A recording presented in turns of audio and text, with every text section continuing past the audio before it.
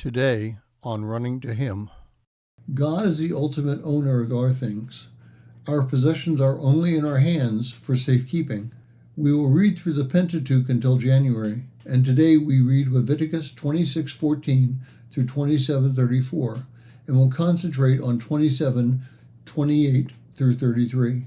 Leviticus 27:28 through 33 says, "But of all that anyone owns, be it man or beast or land of his holding, nothing that he has proscribed for the Lord may be sold or redeemed.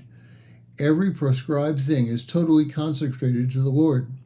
No human being who has been proscribed can be ransomed. He shall be put to death. All tithes from the land, whether seed from the ground or fruit from the tree, are the Lord's. They are holy to the Lord. If anyone wishes to redeem any of his tithes, he must add 1/5 to them. All tithes of the herd or flock, of all that passes under the shepherd's staff, every 10th one shall be holy to the Lord. He must not look out for good against bad, or make substitution for it. If he does make substitution for it, then it is a substitute shall be both holy. It cannot be redeemed."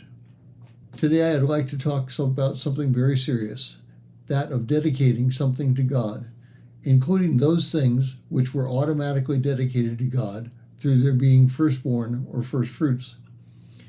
Many of us in the Protestant world, and probably almost everyone in the Christian world, do not take vows made to God or money and things dedicated to God very seriously. We tend not to follow the rules laid out in this section of Leviticus because we look at it as part of the law that we don't have to follow. I'd like to suggest another way of thinking. Paul very clearly teaches that we are not to follow the law for our salvations, Galatians 2:16. Further, James teaches that if someone follows part of the law and does not follow the rest of the law, he is guilty of the entire law, James 2:10. This person followed the law in a way to gain salvation, and then he failed in that quest because he didn't keep the whole law. But does that mean that Christians shouldn't look to the principles in the law as they walk with Christ? I think we need to reevaluate how we view what Jesus and the apostles taught about the law.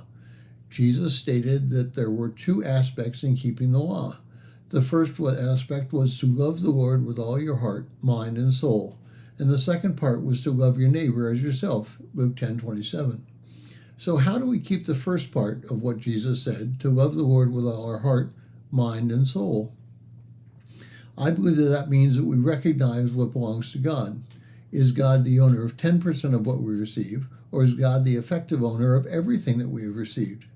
I believe the Christian's answer is that God is the owner of everything, and we are only the stewards of that wealth. And if we are to love God with all our heart, mind, and soul, that means that we cannot treasure anything else. Now, that doesn't mean that we don't love our spouses or our children. What it does mean is that those are possessions and treasures belong to God because they are things.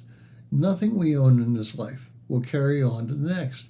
Therefore, their ultimate use must be to glorify God. Thank you for listening.